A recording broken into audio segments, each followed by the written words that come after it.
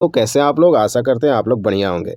SSC GD जी के previous year question 2025 के लिए हम लोग कर रहे हैं। तो 2024 में पूछा गया कुल 53 शिफ्ट का एक-एक शिफ्ट करके हम लोग सारे वीडियो देखेंगे। आज है वीडियो नंबर 8। इससे पहले हम लोग 7 वीडियो देख चुके हैं। जिन्होंने भी ये सारे वीडियो नहीं देखे, प्लेलिस्ट बना हुआ है। साथ में 76 शिफ्ट का 2023 में जो पेपर पूछा गया था, उन सबका भी प्रश्न मैंने करा रखा है, तो आप देख सकते हैं प्लेलिस्ट बना है। साथ में हिंदी का टॉपिक वाइज मैंने एक-एक टॉपिक को कवर कराया है। 2023 का जो भी पूछा गया, जैसे मुहावरा हुआ, पर्यायवाची शब्द हुआ, विलोम शब्द हुआ, शुद्ध व शुद्धि जो हुआ, ये सारे टॉपिक मैंने करा रखा है। प्लेलिस्ट चैनल पे आपको मिल जाएगा। इस वीडियो में देखेंगे 21 फरवरी 2024 के पूछे गए चौथे शिफ्ट के कुल 20 इंपॉर्टेंट प्रश्न। तो वीडियो काफ़ी इंपॉर्टेंट रहने वाला है। चैनल को सब्सक्राइब कर लेंगे और बेल आइकन को दबा लीजिएगा। वीडियो को आप लोग लाइक करना नहीं भूलेंगे। चलिए देखते हैं पहला प्रश्न क्या पूछा गया था। तो पहला प्रश्न है कि भारतीय संविधान के निम्नलिखित में से कौन सा अनुच्छेद का संबंध भारतीय संसद से है।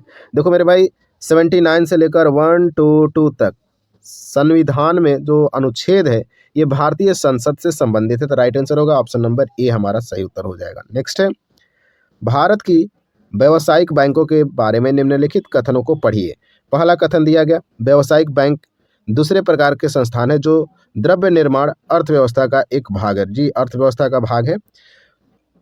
बी नंबर कथन दिया गया, वे जनता से जमा स्वीकार करते हैं और इस रकम का एक भाग उन लोगों को उधार देते हैं जो उधार लेना चाहते हैं। ये भी सही कथन है मेरे भाई, व्यावसायिक बैंक का यही तो काम है। पूछा क्या है, गलत कथन या कथनों की पहचान करें। तो इनमें तो ना ही ए गलत हमको दिख रहा है और ना ही बी कथन गलत दिख रहा है। दोनों कथन क्या है, सही है। तो हमारा सही उत्तर क्या होगा मेरे भाई, गलत बताना है ना, ध्यान से यहाँ देख लो, गलत बताना है।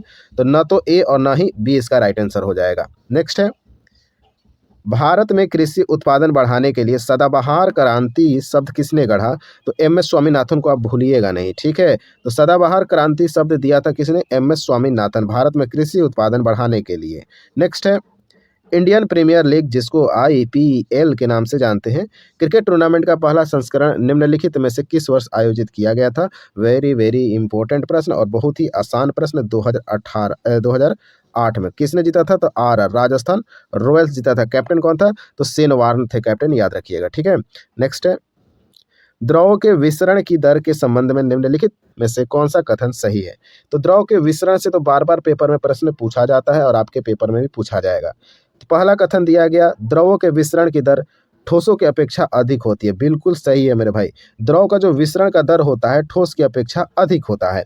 दूसरा कथन लिखा गया, इस तथ्य के कारण है कि द्रव अवस्था में कण स्वतंत्र रूप से गति करते हैं। बिल्कुल गति तो करते हैं द्रव अवस्था में, तथा ठोस अवस्था में कणों की अपेक्षा द्रव के कणों के बीच रिक्त स्थान अधिक होता है। ये भी सही उत्तर है। ठोस में बहुत कम रिक्त स्थान होता है मेरे भाई अंदर, ठीक है ना, कणों में अंतर बहुत ही कम होता है, जबकि द्रव में देखिएगा तो कणों के बीच का रिक्त स्थान बड़ा बड़ा होता है। तो राइट आंसर हमारा हो जाएगा ऑप्शन नंबर सी। 1 और 2 दोनों क्या है, सही है। नेक्स्ट है, भारत पहली बार क्रिकेट विश्व कप विजेता कब बना। तो 1983 में बना। दूसरी बार कब बना मेरे भाई, तो 2011 में बना। पहली बार जब बना तो उस समय कपिल देव कैप्टन थे और 2011 में बना तो कौन भारत का कप्तान था। तो एम एस धोनी कैप्टन थे, ठीक है, MSD।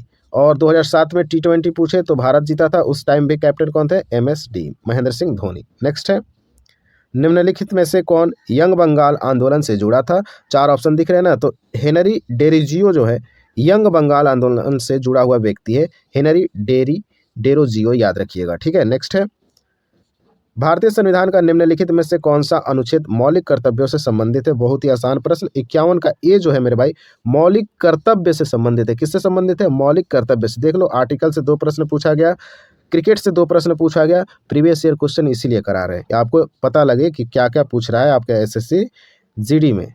अगला प्रश्न है कि निम्नलिखित में से किस राज्य की सरकार ने आदिवासी गांवों को मुख्य सड़कों से जोड़ने के लिए भगवान बिरसा मुंडा जोड़ रास्ता योजना शुरू किया। तो भैया महाराष्ट्र इसका राइट आंसर हो जाएगा। नेक्स्ट है, मेगास्थनीज ने पाटलिपुत्र के बारे में लिखा है कि यह एक बड़ा और सुंदर शहर है जो एक विशाल दीवार से घिरा हुआ है। इसमें 570 मीनारें यानी टावर हैं और द्वार है। टावर याद रखो 570 और द्वार भी याद रखो 64। कहाँ याद रखना मेरे भाई, पाटलिपुत्र के बारे में बताया गया कि एक बड़ा सुंदर और शहर है। किसने बताया था? तो मेगास्थनीज बताया था, जो कि एक विशाल दीवार से घिरा हुआ है और कुल मीनारें है 570 और टावर है कितना 64। बताओ यह प्रश्न आपको कहाँ कराया जाएगा मेरे भाई? कहीं मॉक ऑफ में मिलने वाला नहीं है, मिलेगा तो आपको प्रीवियस ईयर क्वेश्चन पेपर में ही मिलेगा। अगला प्रश्न देखो, अक्टूबर 2022 में न्यायमूर्ति को भारत सरकार द्वारा गैर कानूनी गतिविधि रोकथाम न्यायाधिकरण के पीठासीन अधिकारी के रूप में नियुक्त किया गया। दिनेश कुमार नाम याद रखो मेरे भाई। अक्टूबर 2022 में न्यायमूर्ति दिनेश कुमार को भारत सरकार द्वारा गैर कानूनी गतिविधि रोकथाम न्यायाधिकरण को पीठासीन अधिकारी के रूप में नियुक्त किया गया दिनेश कुमार को। नेक्स्ट है, निम्नलिखित विकल्पों में से उच्चतम साक्षरता दर 2011 जनगणना के अनुसार राज्य केंद्र शासित प्रदेश है तो लक्षद्वीप। रिपीट हो गया ना मेरे भाई, मैं तो यही बताने आया हूँ कि बार बार आपके पेपर में रिपीट होता है। जनगणना वेरी वेरी इंपॉर्टेंट है और घबराने की बात नहीं है। आप 76 शिफ्ट का पेपर देखो, 2023 का प्लेलिस्ट है और 53 शिफ्ट का भी मैं जो करा रहा हूँ ये देखो, एक एक प्रश्न जनगणना का कवर हो जाएगा 2011 का। ठीक है, अलग से पढ़ने की जरूरत भी नहीं पड़ेगी, लेकिन आप लोग रेगुलर रहोगे तब पॉसिबल है।